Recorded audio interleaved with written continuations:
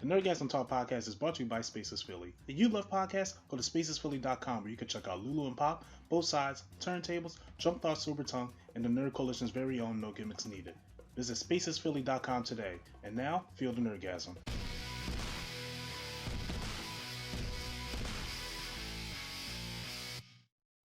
Swag, you don't mind spoilers, correct? I don't. I'm a watcher, but I don't mind spoilers. This is the second movie after the trilogy. Michael Myers is not dead from the house burning down, and he is coming back, and he is pissed. And I mean, he is pissed. And I'm going to start off by saying that everybody that died in this movie deserved to die. Because what happened between how it's like the old school one. It's the same night. It's the same. So he just got out the house and started walking. It's here's the thing. So Michael Myers, the house is burning up, and the firemen come to do their job, put the stuff out. Right. And when they get down there, one of the firefighters falls through the floor, and he's just like, his buzzer going off for a motion thing, right. And then all of a sudden, Jamie Lee Curtis got the whole Home Alone house. Right. This metal door slides up, and it's Michael. This guy was hiding out. He found another door because she got all these other doors in the house and hid back there until the fire department came. Wow. I can't get mad at him for that. Yeah. He come in there, kill the one fire guy. So another firefighter up at the top of the stairs, like, grab my hand, and then all he see is smoke. And then Michael pull him down, take him out, and grab his axe. So then Michael come out the house. There is about 10 firefighters, maybe 11, all right there. All have firefighter tools in their hand. One got a hose. And I'm like, all right, y'all. I know y'all went to work today. Y'all was not expecting Michael Myers to come out the house. But we got axes. We got a hose. We got a saw. We got equipment. We got a whole fucking fire truck. Right. You would think that they would band together like Chicago Fire and beat the shit out of this guy, right? Right. No. Michael walked forward. The one firefighter tried to start spraying with the hose. Michael like, okay, good. I can get a little wet. I just came out the fire. Kills him. Next firefighter comes up, and first of all, it has the view from the firefighter's point of view. So you're like inside there, like in first person. Yeah, like, and they see Pet Mask as they get killed. Oh God! And then each firefighter comes one at a time to try to attack this guy. Why would you do that? This reminds me. I don't know why I'm picturing the scene from Rogue One where Darth Vader is just walking through, dismantling everyone. That would be crazy if that was the Mike Myers. And then the firefighter with the saw, he comes up extra slow, trying to hit him with the saw, and of course Michael blocks it and cuts this bull down. And he's just like, now Michael's pissed. He killed the fire department. And I'm still looking like all of y'all deserve to die, because why would y'all attack on one at a time? You ain't gonna sit like somebody. You ever see the video of the raccoon get beat up by the gorillas? Yeah, that's how they should attack Michael Myers. Somebody get his legs, I'm getting his neck. Like, that's how y'all should do it, and take this man out. So it comes to find out that Lori makes it to the hospital, and Police Chief Gatman, the black guy with the cowboy hat. Yeah. He's there. Which is never a good sign. It's never a good sign. But they find out that Michael Myers did not die because the whole fire squad, a whole fire department has been killed. Meanwhile, that cop that we thought was dead in the first movie, that got stabbed by Michael's new therapist, right? He's not dead. Because Jamie Lee Curtis's granddaughter's boyfriend, who was dressed like the girl in the first movie, who threw homegirl's phone in the pudding. Yeah. He's walking home. He finds me. He says he brings to the hospital. So meanwhile, we go over to this bar where we're introduced to this black couple, which was the same black couple from the first movie. Mm-hmm. The one that was a nurse. He was like, "Hold on, there, I forgot my stethoscope." They actually gave them a role in this movie. Quick question: is the first one available on Peacock as well? I believe the first one's available on a lot more streaming services, actually. Oh, okay. Because I was like, if I watched, I might as well watch both. If you watch it, if you watch it back to back, it's a better experience because it's the same. It's the same night. That's what I was. Yeah, that's what I was planning to do. Kind of like how I did with 1 and 2. Yeah, exactly. They're going in that direction. So we get some legacy characters, and when I say legacy characters, I'm talking about from the 1978 movie, right? And it goes back in time. Actually, it starts off going back in time of how Michael was captured in the first place. If you don't think about it, in the 2018 movie, remember he was in that mental hospital for all them years. Right. Well, it shows that they added some scenes to the 1978 movie of how he was captured. Mm-hmm. And it just so happens that the cop that we thought was dead in the first movie, obviously, he feels as though Michael's actually coming after him because he tried to chase Michael down back in the 70s, and then he attacked his partner, and he didn't get a clear shot. He actually shot through his partner's neck and still missed Michael. But when the angry police mob surrounded Michael to like light his ass up, he says, No. He still deserves a fair trial.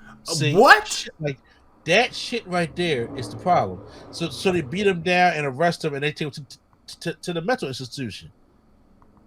They deserve to get fired. They deserve to get fired. It's your fault, sir. It's your fault. Okay, so fine. And so now he's in the hospital with Lori. Lori thinks that he burned to the ground. Her daughter Karen finds out the news that he didn't. Right. So now Michael, meanwhile back at the bar with the black couple I was telling you about, we get some legacy characters from 1978, like little Tommy, who Jamie Lee Curtis was babysitting in the 1978 movie. He's there. He grows up, and he keeps telling about the story about the babysitter killer or Michael Myers, and how it's been been haunting him in Hatfield. And when he does find out that Michael Myers is alive, he wants to kill him. They were trying to get this line, "Evil dies tonight," over so hard. Everywhere, "Evil dies tonight." I'm like, y'all, they're not putting this on a t-shirt. This is not getting over. This hashtag is not getting over. So when they find out that Michael is alive and Michael is on the hunt, they want to form all of Hatfield, like, yo, we as a town, we're going to go ahead and we're going to kill Michael Myers together. If you too scared to do this, go back in your house and lock the doors. But we taking Michael out tonight. And I was like, okay, so now you're creating a mob. So what you have seen in the trailer, I haven't seen the trailer like recently. Oh, you see I've seen the trailer once. I think that's my thing. I see trailers once and then I just completely forget about it. So they show that they have this new gay couple, Big John, Little John. I'm dead serious. Is living dead serious, bro. I wish I was lying. Dead serious. Living inside of Michael Myers' old house. Blood red flag number 1300. Why would you be living in Michael Myers' house? They had to gentrify it. That's the only That's what they did. They fixed it up. Oh my god. That's what they did. And I was just like, oh god, you know what's gonna happen to them. You just know what's gonna happen to them. And you got these asshole kids who come and play a trick on them to come steal their candy. And I was just like, those the asshole kids from the movie, isn't it? I mean, from the trailer. Mm-hmm. Because as they're driving around to tell everybody to go back in the house, because if you don't want no part of this riot or killing of Michael Myers, you need to go inside the house and lock the doors. So these kids are sitting there on the swing on the outside, and there's in the car driving around. It's the black couple, and this legacy character who was a nurse back in the old movie, but I'm pretty sure they showed scenes from Halloween too. But I don't think they were supposed to do that. I don't know if that was a director error or whatever the case may be. So Halloween 2 technically still isn't canon. It's not. It's not. They said it wasn't, and it's not. But I'm like, but why did it let they show scenes from it? But I had to go back and watch it anyway. Okay, is it by the same directors as the first one? Because it sounded like it's not. John Carpenter does work on this movie, but it's a different director. Okay. But he's still there to provide story. Gotcha. I think he may be an executive producer or something like that. Gotcha. So it's just a black couple, this legacy character and this other lady who's driving around the car, and they see these kids out there on the swing. And the girl who's driving gets out the car and says, "Hey, what are y'all doing here? Y'all can't be out here this time of night." And then she was just like, "Well, look, we out here swinging, and this guy who tried to play hide and seek with us, who sucks, you know, he's in a white mask, and I'm like, what the? Oh my She's god! Like, what are you? Where is he?" She said, "He's right over there. He's by the car." and she's like, "Run!" And then so, this is when I was like, all right. So Michael, homegirl's in the front of the car. Now, meanwhile, I told you that Tommy Doyle, who has grown up and said, "We evil dies tonight." He getting the mob started. You know, one of his homeboys come by Hatfield Drive with a trunk full of guns, and I'm just like, sure, we just had that on call. But they start grabbing the guns and stuff like that. So the legacy character in the car now has a gun. Michael just throwing shit at the car. She just shoot. She shoot out the window because Michael threw a mask there at her, and then so then she blows out the window, but then she locks the door. Right. Because that's smart. Then Michael comes on the driver's side after he walks across the river. She just shooting and missing. And finally, when he comes in there, she's like, "Michael, I've been waiting all this time to do this." And the gun's out of ammo. Oh my god. So Michael like, all right, I'm gonna kill you. Black girl runs out the car. She gone. She left the husband and everything. And then so Michael kills the girl in the front. So the black guy from the first movie grabs his plastic stethoscope and tries to start choking Michael. Michael just sit there and just look at him like, all right, I'm gonna give you one more second to make you feel like you're doing something. All right, you done? Okay, here you go. Stabs him right the jaw through the eye. He's God. dead. Then here come his wife trying to be all badass, expendable, start shooting at the car because she grabbed one of them guns, right? And Michael like, what the hell is that sound? Because she's missing. She just shooting at the car. You don't shoot to scare Michael Myers. You shoot to kill. Regular criminals get scared when they hear gunshots. Michael Myers is like, what the fuck are you doing? So she come and then she finally lines up to get a good shot. Michael just look at her, kicks the door, which kicks her hand into her head, and she shoots her own self. Oh my god. Stop. And I'm just like, by this time, my hand is on my head. And now, meanwhile, the girl who told the kids to leave the swing, she grabs some bricks and put it in the bag, and she runs and starts punching, like swinging this bag at Michael Myers, and it's like, ow, ow, okay, you done? And then she starts running in this open park. And I'm like, okay, Michael's just gonna walk. Keep running. What does she do? She stops to hide behind a tree. Why are you stopping? Oh my god. Why are you stopping? But you know what, Mike, like, look, I ain't got time to deal with all this stupidity. I'm gonna go on and just walk and do what I'm about to do. Right. So they driving around town, and Tommy Doyle and they'll find her, and sees that Michael killed all the people at the car, and he does what Michael does usually and decorates a whole scene, puts them on like the little kids' toys and shit like that. Right. So he's at the time like, no, it's getting too much. Evil dies tonight. I'm like, oh my god. Stop saying that, please. So Jamie Lee Curtis's granddaughter's back in the hospital, and she like, no man, look, I'm going out there. I'm helping this mob. We gonna go take out Michael Myers, and then her boyfriend and his dad, they're gonna go meet up with the other mob. Right. Meanwhile, Jamie Lee Curtis's daughter Karen, who acts like a Karen sometimes, finally tells her that Michael didn't die in the fire. Jamie Lee Curtis start pulling shit out, and it's just like she stabs herself with some morphine for the pain, and she puts her clothes on. She's like, no, we got to go kill this motherfucker now. Is it because evil dies to Yes. But she don't say it because she's smart. All right, but she's like, he's going to be coming here. Okay, and we didn't put other people in danger. He's gonna be coming here looking for me to finish his job off. He got to go. And right. She said, "Mom, you gotta lay back in the bed. You're in no condition to fight." Oh my God, her daughter was getting on my nerves too.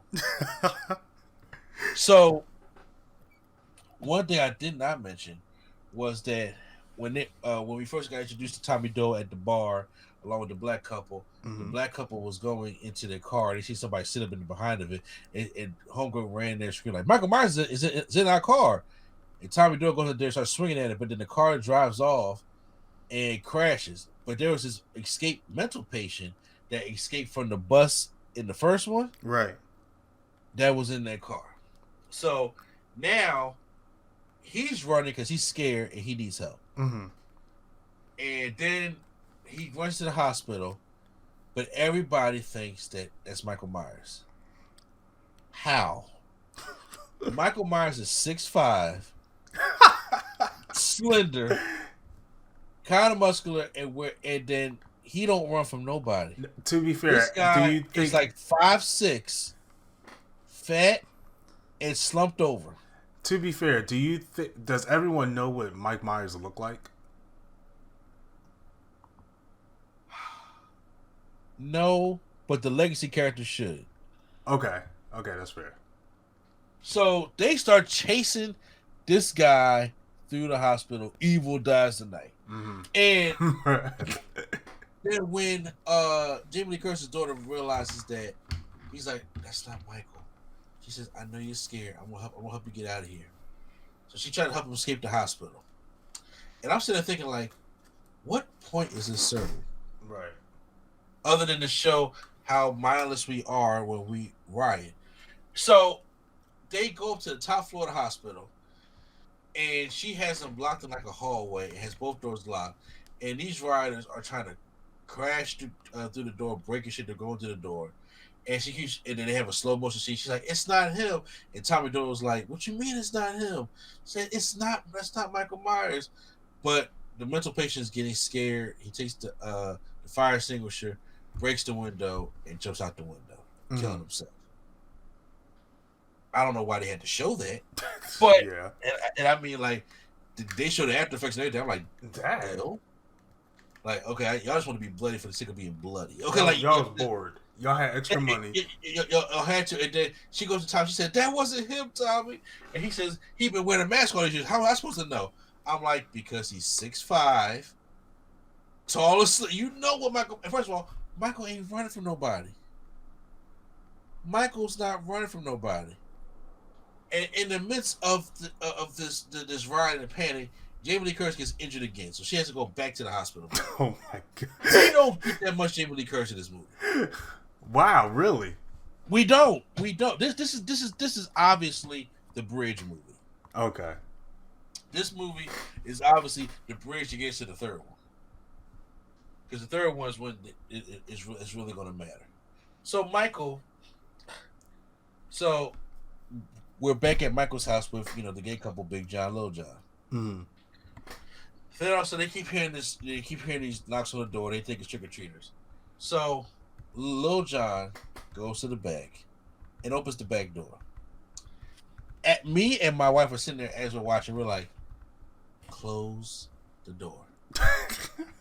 Why do people who looks out the door and just leaves it open like ain't nobody out here? Oh my God! Did you open it to look outside? Then why won't you close it back? Did you just go outside and look? Was it always open? No, it wasn't. So then they hear knock at the front door.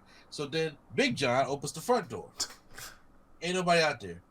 But then when Lil John looks back, he sees a bloody handprint on the wall as somebody came in the house. He's like, oh, Big John, somebody's in our house. Oh my God. and they hear the footsteps walking upstairs.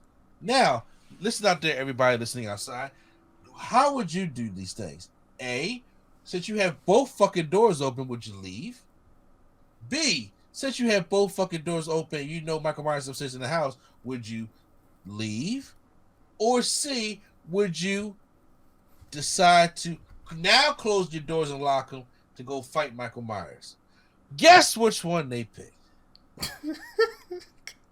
They close the doors and now to lock them as Big John picks up a little cheese knife that cuts cheese. You go fight this motherfucker. They go upstairs.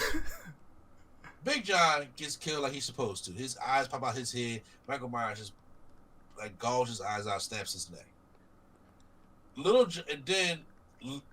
John is crying over Big John as Michael Myers is looking out his the window of his house. And what does Little John do? Michael, as he's crying over the body of Big John, Michael turns around and gives him a look like, yo, you still here? I know I killed your mans. I know I killed your boyfriend or your partner, but you still here. All right. You in the way now. And he's walking to him, and all he does is just sit there and scream. Ample time to get out. I was like, I kept saying to myself, where they want to keep repeating evil dies tonight. I'm like, no, hashtag if you die in this movie, you deserve to die. Because that's how it was. And now they have a plan. So now Laurie's granddaughter, her boyfriend, and her dad get to Michael Myers' old house. They know Michael's in the house. And then her boyfriend's dad is like, y'all stay in the car. I'll see you at the finish line. Talking to his son. I was about to say, that was so epic. Why he saying? And I was like, and he's like, no, we coming with you. He's like, no, I'm not getting these teenagers hurt. And then so he goes in there, and they hear a gunshot. They're like, no, we going in to help this guy. And they go in there. Their dad is dead up in the attic. Oh, Michael stuffed his ass up in the attic. dang. So then his son go up there. He try to fight Michael. Michael knocked his head through the banister and was beating his ass. And me and you both said in that first movie, like, he gonna get his ass beat. Yeah, he did. And Laurie's granddaughter, she go up there and she stabbing this motherfucker. Like she fighting him, but he knock her down the stairs and she break her leg. But Michael kills her boyfriend. He walked down the stairs. He takes the knife and she trying to fight him. And did she look at his? She looked right at him. She like, do it.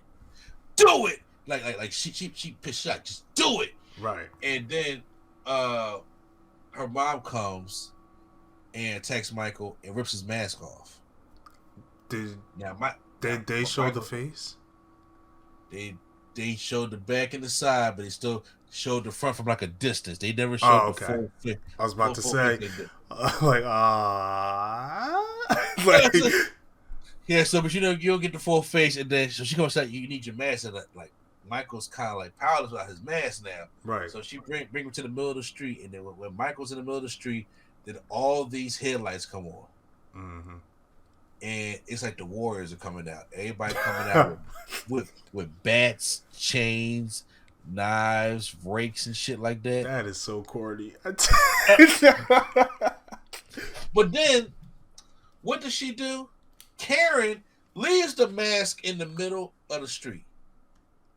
Mike put the mask back on and let me get powered up. How about you just burn the mask? He just went Super Saiyan. And then they attack him. They beat Tommy Doyle there. They beat him down with the bat and everything. Like, they stopped this nigga. They stopped this man out for a good minute, and then here she comes with the final blow. I put my quotations up and stabs him in the back, like right there at the shoulder. Right. And they all cheering like they did something. High fiving. And I'm like, what are y'all doing? That was the softest ass kicking I have seen. I have seen harder ass kickers on Menace to Society. Don't drink the juice while you're in the hood. I've seen better. Like, seriously, I have seen. I've seen Stone Cold predetermined ass kicks better on wrestling than I've seen that Michael Myers ass kicking. And what happens? Mike is like, all right, let me have that fun. I'm playing possum. Then he grabs the knife out his back, and everybody's looking like, oh. And what do they do? Well, what they do, Swag? You know what they do.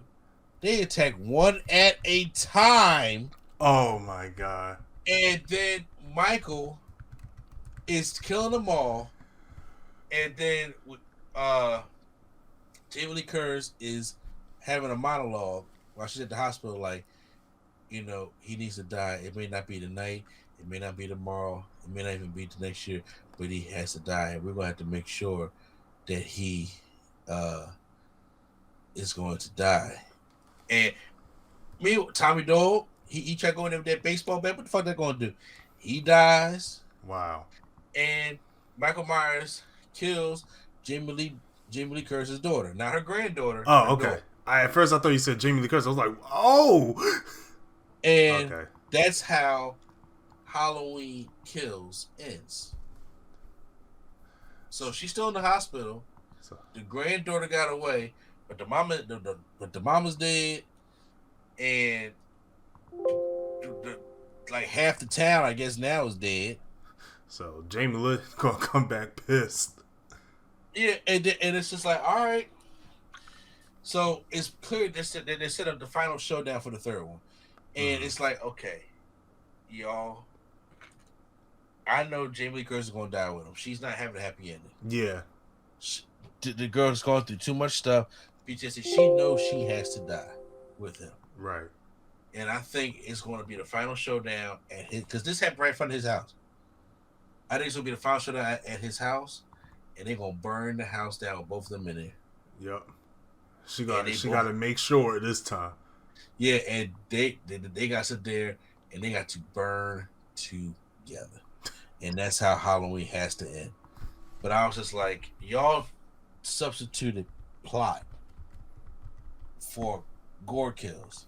And this felt like a bridge movie. This felt like almost like The Hobbit, in a way that the way the book was, there only need to be 2 movies. But you forced a third one. Right. You didn't need to. It felt like, okay, we have our story, but we gotta try to stretch this thing out to 3 movies. Right. And so let's just make this one something where Michael just kills a bunch of people and we call it Halloween Kills. That's what this felt like. It felt like y'all brought back these useless legacy characters for what reason at all. They didn't really need to come back there.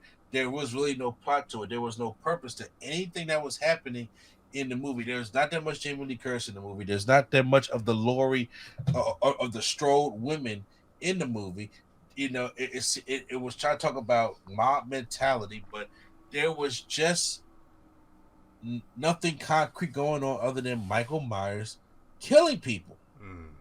There are more deaths in the movie, but it was like I probably skipped past most of them because all it was a senseless death. Right. They just died because Michael's mad, and he's in, they're in the way. But it's just like, at first you're sitting there thinking like, well, maybe Michael's mad because the Strode, Laurie and her family got away, but he not even go for him. Mm-hmm. He go back to his house, and they sitting there thinking like, well, maybe is it the cop, or maybe is he going back to that night when he got caught? And he wants to kill that cop, or he wants to go home. Like, what is now the motive when I thought we had a motive at the end of 2018? Right. And the way the 2018 version did it was, yes, you have your horror tropes, but people were smarter in that movie. They were so much smarter. I'm like, how did y'all get dumb in the same night? How did y'all get done? Remember the little black kid that was in the movie? Yeah.